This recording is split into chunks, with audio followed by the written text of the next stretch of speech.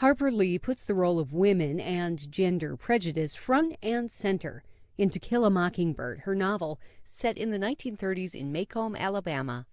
Gender prejudice is discriminating against people based on gender. In the case of To Kill a Mockingbird, we are talking about assumptions that all females must behave one way, while males must behave in a different way.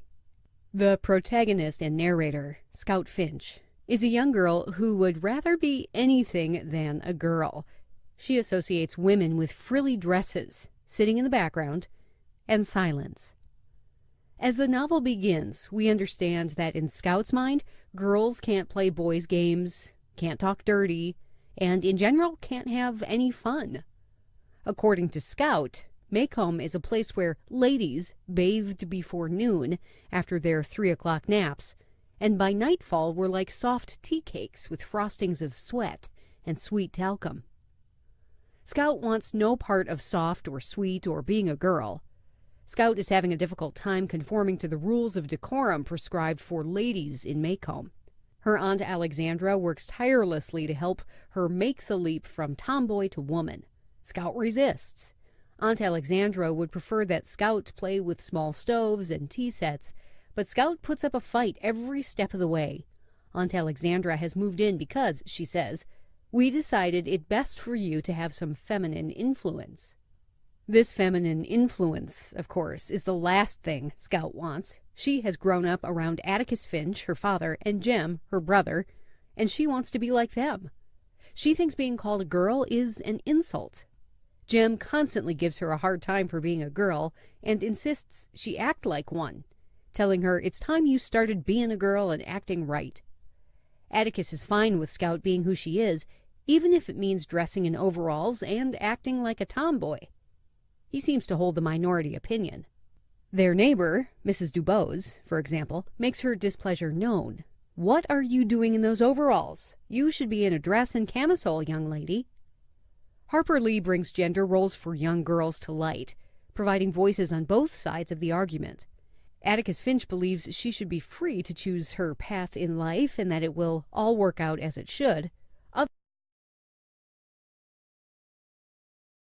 To Kill a Mockingbird didn't do away with class structure, but it does critique social and racial divisions in the American South. And like Chinua Achebe's Things Fall Apart, To Kill a Mockingbird is a story about the past, but it's also very much a product of the time in which it was written. All right, let's go straight to the thought bubble today. So Lee wrote To Kill a Mockingbird in the 1950s, a decade of huge changes in the social landscape of the United States. Rosa Parks refused to give up her seat on a bus, precipitating the Montgomery bus boycott. Riots broke out after 2 African Americans were admitted into the University of Alabama, and that was just in Lee's home state. In Mississippi, Emmett Till, a 14-year-old African-American boy, was killed for allegedly whistling at a white woman. And the Supreme Court decided that separate but equal schools are inherently unequal in the Brown versus Board of Education case in 1954. Congress passed the Civil Rights Act in 1957 to support the integration of schools. In Arkansas, the governor used the National Guard to prevent 9 African-American students from entering Little Rock High School, and President Eisenhower sent federal troops to integrate that school. Lee reflects on her 1930s childhood from the perspective of the conflict-ridden 1950s. So yes, Lee is nostalgic for the sweetness and light of her youth, for summer days, playing outdoors,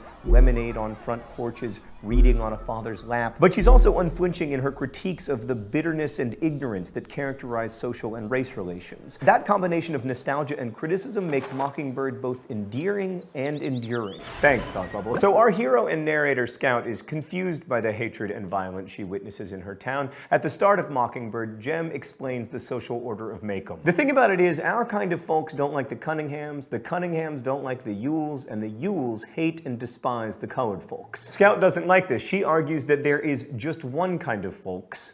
Scout, I don't want to cast aspersions, but that's literally the definition of communism. But class is deeply entrenched in Macomb. Like when Scout asks her Aunt Alexandra if she can invite a poor classmate named Walter Cunningham home, Alexandra tells her, "You should be gracious to everybody, dear, but you don't have to invite him home." And when Scout pressures further, Alexandra finally says, "He is trash. That's why you can't play with him. I'll not have you around him picking up his habits and learning Lord knows what." But in the logic of the novel, Alexandra's thinking isn't just mean-spirited, it's flat out dangerous, because Scout and Jem have actually already hosted Walter Cunningham, a fact that saves Atticus from a beating and briefly saves the life of Tom Robinson. Because remember,